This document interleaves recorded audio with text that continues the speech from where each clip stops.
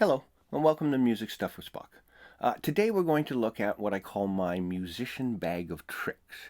And people love tricks. And tricks can be defined as anything that is beyond just simple note or harmonic considerations. And tricks can be things like fast runs, or trills and tremolos, or timbral effects you can play on certain instruments. And usually they're instrument specific. And this idea comes from one of my teachers, Jim McGraw, who was my orchestration teacher in my final year at Humber College. And throughout that course, what we'd have to do is we'd study an instrument or a family of instruments, and then the next week you had to write a piece for that instrument or family of instruments. And then the next week you took a look at another one, and it went on and on throughout the year. And over the course of the year, I had been incorporating some of these avant-garde effects that I had learned into my pieces. And when it came to the final project, Jim played some of the projects from the previous year, and so one of the pieces they played was mine, and I had a flute overblow trill and a cymbal swish in it. And one of the other students, I think it was Paul Ashwell, said, "You have all these neat sounds that you use in your pieces," and Jim said, "Well, that's part of his little musician's bag of tricks." And we all, "What are you talking about?" So he explained the concept like this. Imagine, if you will, you have this imaginary bag, or it can be a briefcase or a knapsack, or however you want to think about it, that as you study composition and orchestration, you find these timbral effects and articulations that are usually instrument specific. The flute can do this, and the string can do this, and you could do this with a piano. And over time, you take these ideas, you learn how they're written, you learn how they sound and how they're played, and once you understand it, then you can put it in this imaginary bag. And over time, you learn more tricks, and you put them into your bag, and then you have to start organizing them. And you can organize your bag in different ways. They can be instrument specific. These are just for flute, these are just for cello, these are just for piano. Or they can be groups of instruments. These are for winds, this is a string thing. Or they can be organized as to articulations and sounds. These are all tremolo effects. These are effects that incorporate harmonics. And so on. It's your bag. You can organize it however you like, and in as many different ways as you like. So today we're going to look at some of the effects that I have in my little musician's bag of tricks. Okay, first of all, we're going to look at a general effect. And the first thing I mentioned was a trill. A trill is when you play a note, and then you go back and forth between that note and the next note in the scale.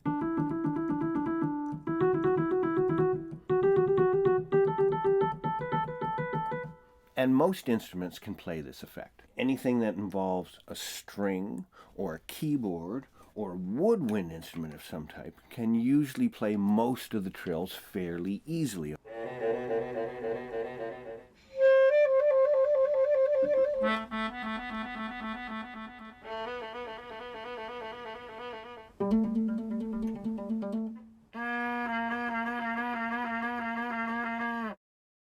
Easily on a woodwind, you blow into it and play a certain note, and I go back and forth between those two notes without re-articulating the note.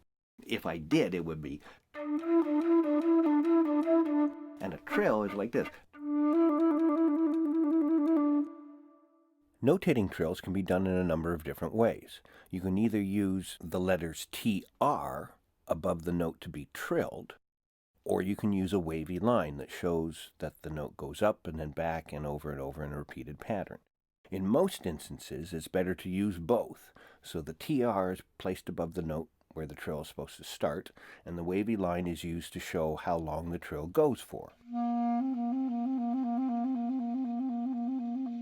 If a note is to be started without a trill and then the trill is to be added later, we use two notes tied together. The first note is just played normally, and then the second note shows where the trill begins. A trill can also end before the end of a note. And this is shown by how long the wavy line is and where it ends. Trills are generally diatonic. So if you're in the key of E and you're trilling on that note, you will be trilling up to the F sharp, not the F natural. If you wanted to trill to the F natural in that key, that would be trilling to a chromatic variant. which can be shown by a small accidental right after the TR, or more exactly by using a ghost note to show what note is actually being trilled to. Trilling to a note that is not an adjacent scale step is not a trill, really. It's called a tremolando, or a type of tremolando. When playing trills on strings, both the notes must be on the same string. Otherwise, it's a different sounding effect, another form of a tremolando. When a single voice is trilling on a note, both notes can be heard and the rhythm of the trill is prominent. When a few or several voices are trilling on a note, the rhythm is not prominent. It becomes more of a wash and more of a textural effect.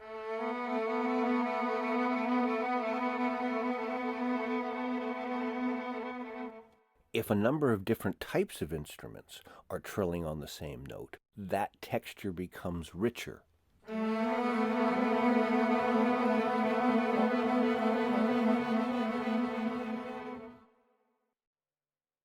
Heavily dividing one or more of the instrument groups of the string section into clusters of trills is a neat impressionistic trick.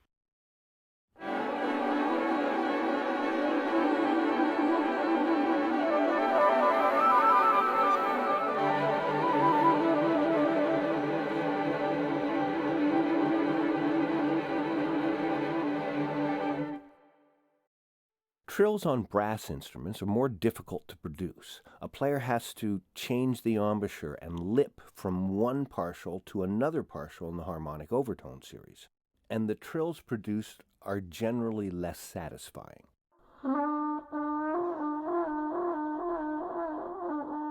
However, using a few horns to do this kind of effect can have a primitive, primal kind of feel.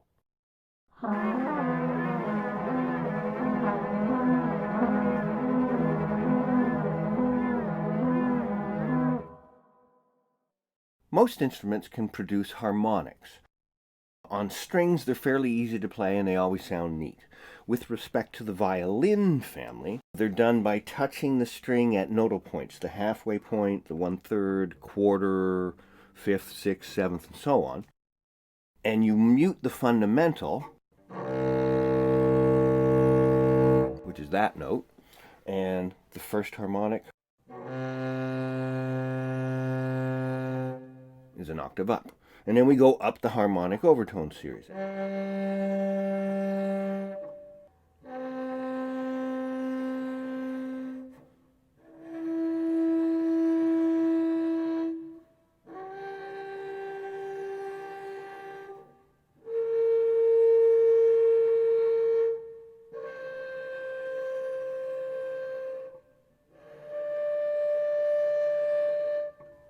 From this point right here,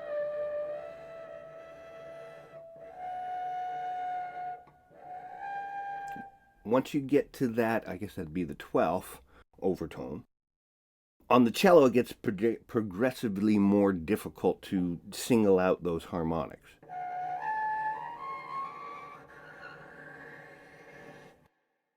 On a viola, you can't play that many. On the violin, you can play even less. On the bass, you can play more. And the larger the instrument, the longer the string, the higher up on the harmonic overtone series you can play. That's generally the same with wind instruments as well. You can play a lot of harmonics on a contrabass flute, and you can't play as many on a regular flute, and you can play very, very few on a piccolo. Harmonics are notated in a number of ways, usually depending on the instrument and how the effect is produced. The simplest way to notate a harmonic is with a small circle, like a degree sign, just above the note to be played as a harmonic.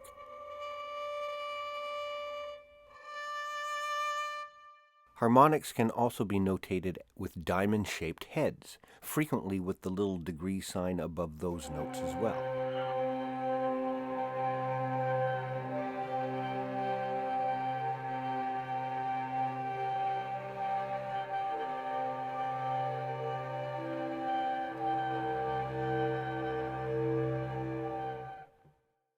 Strings can also produce artificial harmonics. An artificial harmonic is not on an open string. It's when you finger a note, and then you take that string length and you divide it into 4,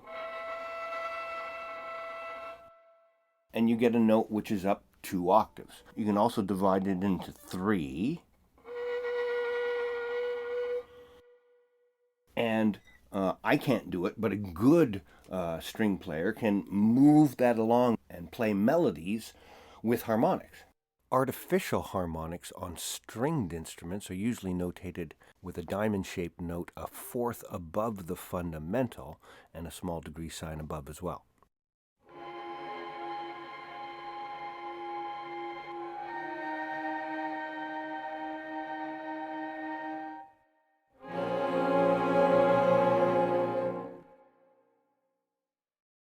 The electric guitar, baritone, and in particular bass guitar are very adept at playing harmonics, both natural and artificial. You simply touch the string at a nodal point and play the note.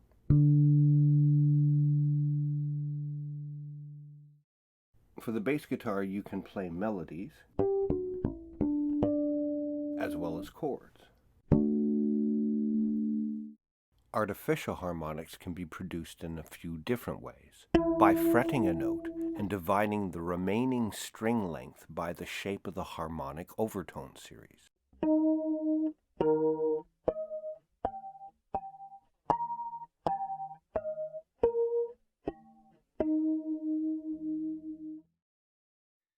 Wind instruments produce harmonics by changing the embouchure, the shape of the mouth, and the pressure by which they blow. On blowhole instruments like a flute, here I'll play a normal note, and then I'll change how I'm blowing to go up the harmonic overtone series.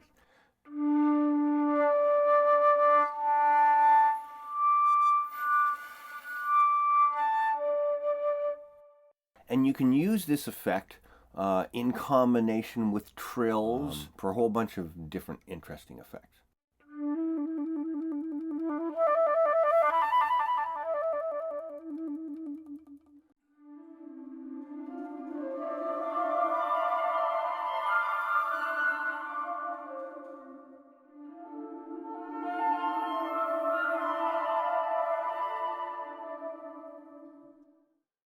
Lute chordophones, or strings with a neck, and in particular the violin family, trombones, and most electronic instruments can play an effect called the glissando. A glissando is the gradual change from one pitch to another pitch.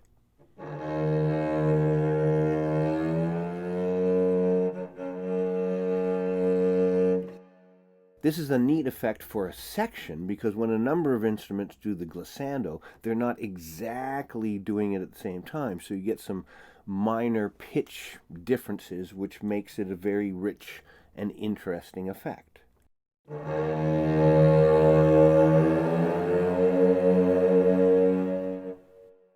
A neat effect is when you have a number of strings glissandoing from one note to another, but they do it out of sync, sort of like an echo.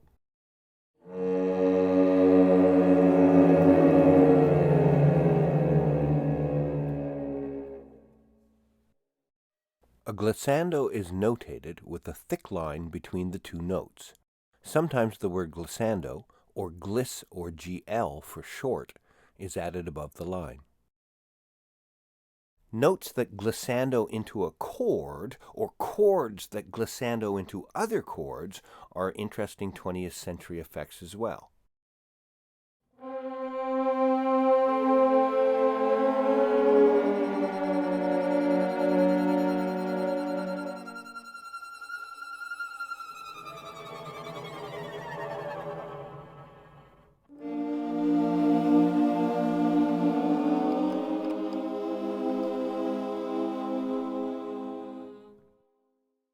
Having a note or chord glissando just a bit out of tune and then back can be a creepy effect.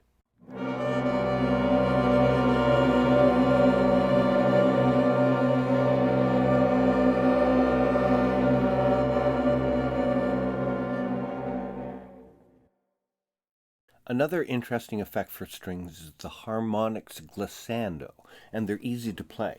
You simply run your finger along the string as you bow the string, and you go through the different overtones of the harmonic overtone series.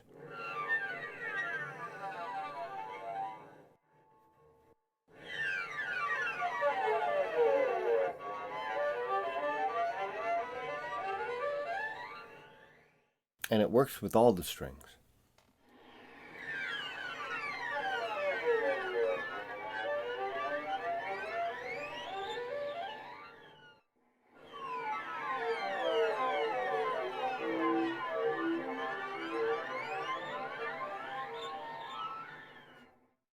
Cellos and basses can play an effect called the seagull effect. And this is done with artificial harmonics, but when we play it, we glissando down. Now, as we glissando down, the ratio of what's being muted by this finger changes, and you get different harmonics glissandoing down.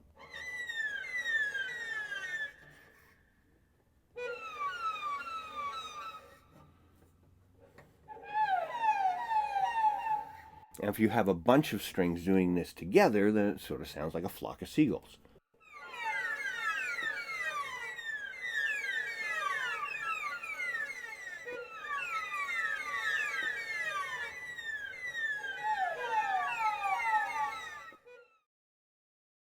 Okay, this is getting a little long, so I'm going to continue this in part 2. But before we go, I'm going to put together a brief study based on just the effects we've looked at so far: harmonics, glissandos, and trills. So join me in part 2. See you soon.